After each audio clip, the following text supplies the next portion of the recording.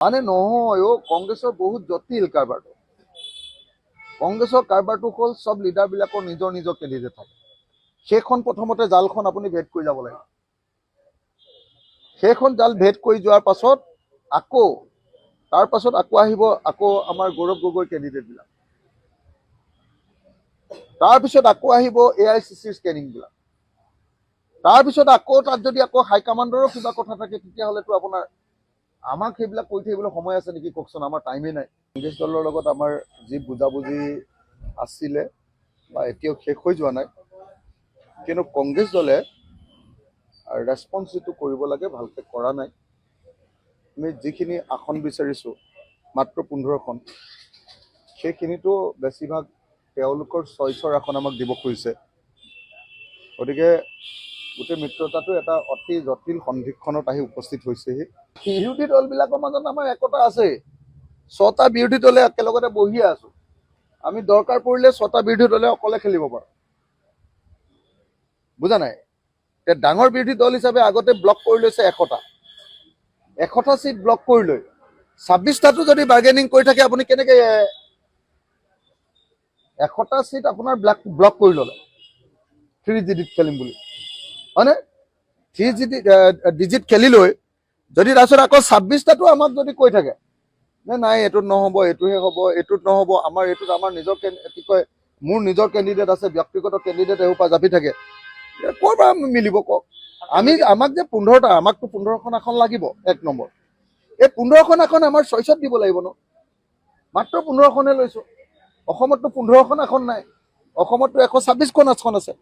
126খন আসনৰ আমাক 15খন আসন আমাক চইচত লাগে। তাৰ ভিতৰত গৌৰৱে মোক কৈছিলে যে নহয় অখিল দা 3খন আমি চইচত দিম। আমি সেইটোও মানি লৈছোঁ। তাৰমানে 12খন আমাৰ চইচত লাগে। এতিয়া 4খনে আমাৰ চইচত আহিছে। তেওঁলোকে মানে আলোচনাত বহিবলৈ যোৱা মানুহবিলাকৰ নিজৰ নিজৰ কেণ্ডিডেট আকৌ। মই আপোনালোকক এটা কথা কৈছোঁ, কোনোবাই দিয়ক বা নিদিয়ক, অখিল গগৈ জিকি আহিব, চেয়াৰমান আলী জিকি আহিব, ৰচিদ মণ্ডল জিকি আহিব। কোনে দিয়ে নিদিয়ে সেইবোৰ বাদ দিয়ক আপোনালোকে। মই আপোনালোকক ক্লিয়াৰলি কৈছোঁ, মোৰ ওচৰত ছাৰ্ভে ৰিপৰ্টো আছে। 1 পেজৰ সাৰাংশও লৈ আহিছোঁ আজি মই। যোনে দিয়ক কোনে নিদিয়ক সেইটো বাদ দিয়ক। আজিৰ দিনটোত 3জন বিধায়ক আছোঁ। অখিল গগৈ শিৱসাগৰত, হিমন্ত বিশ্ব শৰ্মা আহিলেও হৰুৱাব নোৱাৰে, আৰু চেয়াৰমান আলী আছে। যোন আহক, বিজেপিৰ আহক, কংগ্ৰেছৰ আহক, চেয়াৰমান আলী হৰুৱাব নোৱাৰে। আৰু ৰচিদ মণ্ডল আছে। যোন আহক, বিজেপি আহক, AGP আহক, কংগ্ৰেছ আহক, আমাৰ 3জন বিধায়কক হৰুৱাব নোৱাৰে। আপোনালোকে নিশ্চিন্ত হৈ থাকক যে ৰাইজৰ দলৰ 1 + 2 3জন হৈ গ'ল 26ত। তাৰ পাছৰ একাউণ্টটো কৰি আছোঁ। এতিয়া আমি বিচাৰি আছোঁ যে 15টা চিটৰ ভিতৰত 15টা জিকিম। 15টা চিটৰ ভিতৰত 15টা জিকিম, এনেকৈ প্লেন কৰি আছোঁ। 5টা সেইকাৰণে সংখ্যালঘুৰ চিট লাগে। তাৰ ভিতৰতো আকৌ 2টা কৈছোঁ যে ঠিক আছে আপোনালোকে ফ্ৰেণ্ডলি দিয়ক আমাক। 15টাৰ ভিতৰতো আকৌ 2টা ফ্ৰেণ্ডলি বিচাৰিছোঁ। কথাটো বুজিছেনে? 13টাহে। এই ফ্ৰেণ্ডলি 2টাও জিকিম আৰু 13টাও জিকিব লাগে আমাক। 15টাৰ ভিতৰত মই 15টা জিকিব লাগে, তেতিয়াহে চৰকাৰখন হ'ব, হয়নে নহয়? কাইলৈ যদি মোক 15টা দিয়াৰ পাছত 15টা 13টালৈ গৈছে, 15টালৈ যাবই, মানে 7.5টা, মানে 8টাতকৈ যদি কম জিকো তেতিয়াহ'লে মইতো চৰকাৰখন ভাঙি দিলোঁ, কথা নহয় জানো? গতিকে মোক এনেকুৱা চিট লাগে যিকেইটাত আমাৰ সংগঠন ভাল, আৰু যিকেইটাত কংগ্ৰেছৰ সংগঠন ভাল তাত কংগ্ৰেছে খেলক। আৰু সংখ্যালঘু চিট আপোনালোকে নিজে দেখিছে 24টামান আছে। 24টা চিটৰ ভিতৰত মাত্ৰ 5টা বিচাৰিছোঁ। আজি যদি আমি ফ্ৰেণ্ডলি খেলোঁ চবতে, আপোনালোকে ৰিজাল্ট কি হ'ব নিজে ভাবি লওক। গতিকে আমাক 5টা নিদি এনেই ডিষ্টাৰ্ব কৰি থকাটো ভাল কথা নেকি কওক? আৰু সংখ্যাগুৰু চিট 10টা বিচাৰিছোঁ। 10টা চিট, আকৌ 5টাৰ ভিতৰত 3টা ফ্ৰেণ্ডলি বিচাৰিছোঁ, আকৌ 10টা বিচাৰিছোঁ। এই 10টাত ফ্ৰেণ্ডলি বিচৰা নাই। তাৰ ভিতৰতে আমাক এটাত ফ্ৰেণ্ডলি দিব খুজিছে, আমি ফ্ৰেণ্ডলি বিচৰা নাই। এই 10টাৰ ভিতৰত 10টাতে আমি জিকিব পৰাকৈ আমাৰ নিজৰ সংগঠন থকা কষ্ট কৰা প্ৰত্যেকটো বুথ কমিটি হৈ যোৱা 100% বুথ কমিটি হোৱা 100% বুথত এক্টিভলি কাম কৰি থকা আমাৰ ৱাৰ ৰুমৰ লগত সংযোগ হোৱা আমাৰ নিজৰ যিটো টেকনিকেল টিম আছে দিল্লীৰ পৰা অনা সেই টেকনিকেল টিমৰ লগত সংযোগ হৈ থকা সমষ্টিকেইটা আমি বিচাৰিছোঁ নহ'লে 12টা জিকি দেখুৱাই দিম এতিয়া চৰকাৰৰ কাৰণে পুৰা 80% আনি দিলোঁ কণ্ট্ৰিবিউশ্যন হৈ গ'ল তাৰপিছত কংগ্ৰেছে নিজক 100টা লৈছে বা 90টা লৈছে 90টা 100টাৰ ভিতৰত আপোনালোকে কংগ্ৰেছে 60টা আনি দেখুৱাওক হয়নে নহয় কংগ্ৰেছে 60টা আনি দেখুৱাওক আগতে আপোনালোকে নিশ্চয় জানে যে আগতে 122টা খেলি কেইটা পাইছিলে 95টা খেলি কেইটা পাইছিলে আপোনালোকে নিজে হিচাপবিলাক জানে গতিকে উজনি অসমৰ চিটবিলাকত আমাক বাধা দি থাকিলে দিগদাৰ হ'ব উজনি অসমৰ চিটবিলাক আমাক দিব লাগিব আঞ্চলিক দলবিলাকক উজনি অসমত আমি যি যি ঠাইত কাম কৰি আছো উজনি অসমৰ চিটত আমাক বাধা আৰোপ কৰিলে দিগদাৰ হ'ব আজি নাওবৈচা চিটটো আমাক নিদি বেলেগক দিলেতো জিকিব নোৱাৰে আজি ধেমাজিৰ চিটটো আমাক নিদি বেলেগক দিলে কিবা কাম আছে নেকি আজি চিচি বৰগাঁও চিটটো আমাক দিব লাগিব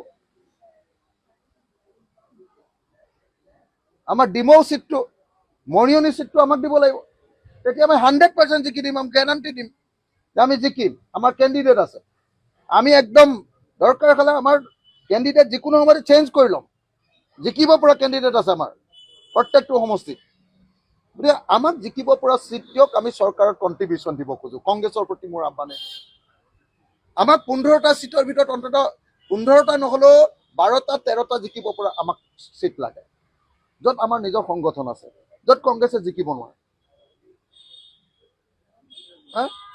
সেই চিটকেইটা আমাক দি দিয়ক না মন্ত্ৰী হোৱাটো খাটাং হ'ব কিন্তু আমি খেলিব নোৱাৰা চিটকেইটা আমাক হেঁচা মাৰি ধৰি দি দিলে কি হ'ব আমাৰো কমিব চিট আৰু আমাৰ কমিলে মানে কাৰ কমিলে গৌৰৱ গগৈ কমিলে ন কংগ্ৰেছৰে কমিলে ন এলায়েন্সৰে কমিলে ন গতিকে কথাটো বিবেচনা কৰিবৰ কাৰণে কংগ্ৰেছক আহ্বান জনাইছোঁ আশা কৰিছোঁ যে কংগ্ৰেছে বুজি পাব আৰু বুজি নাপালে আজি সিদ্ধান্ত ল'ম আমি নহয় আসনটো তেওঁলোকে আমাক 13খনেই দিব খুজি আছে আসন তেওঁলোকে আমাক 13খন দিব খুজিছে হা কিন্তু 13খনেই কৈছে কিন্তু 13খনৰ 4খনেই আমাৰ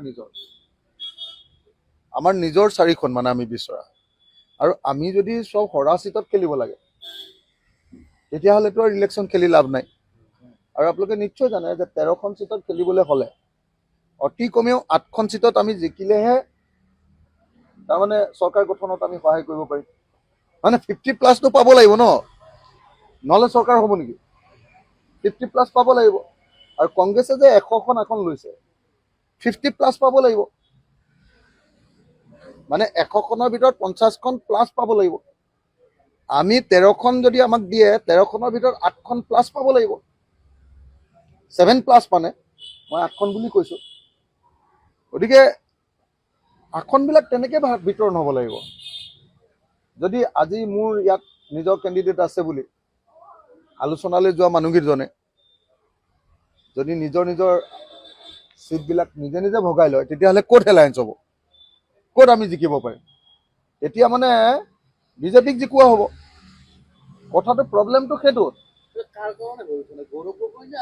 প্ৰব্লেমটো হ'ল যে গৌৰৱ গগৈ পৰ্যায়লৈ এতিয়া যোৱাগেই নাই নহয় আগতে গৌৰৱ গগৈ পৰ্যায়ত যিখিনি কথা পাতিছিলোঁ তাৰপিছত আকৌ অনানুষ্ঠানিকভাৱে কিছুমান কথা পাতিলোঁ সেইবিলাক বস্তু চব লিষ্টত ইনক্লুড হ'ল গৌৰৱ গগৈ মোক ক'লে যে 85% হৈ গ'ল অলপ কিবা কিবি আছে কথা পাতি লওঁ তাৰপিছত আকৌ যিকেইজনে আলোচনাত বহিলে তাৰে কেইজনমানে আকৌ গোটেই চিটবিলাক বদলাই দিলে আমাক এইটোত মোৰ কেণ্ডিডেট আছে এইটোত মোৰ কেণ্ডিডেট আছে এনেকৈ কয় এতিয়া যদি কেণ্ডিডেট নিজৰ নিজৰ থাকে আৰু যদি এলায়েন্সৰ সমূহীয়া কেণ্ডিডেট নাথাকে কংগ্ৰেছৰ নিজৰ কেণ্ডিডেট মানে সমূহীয়া কেণ্ডিডেট নাথাকে যদি কংগ্ৰেছৰ কোনোবা লিডাৰৰ নিজৰ নিজৰ কেণ্ডিডেট থাকে তেতিয়াহ'লে ক'ত এলায়েন্স হ'ব কওক আপোনালোকে কথাটো বুজিছেনে সেইকাৰণে গৌৰৱ গগৈক কালি চিঠি দিছোঁ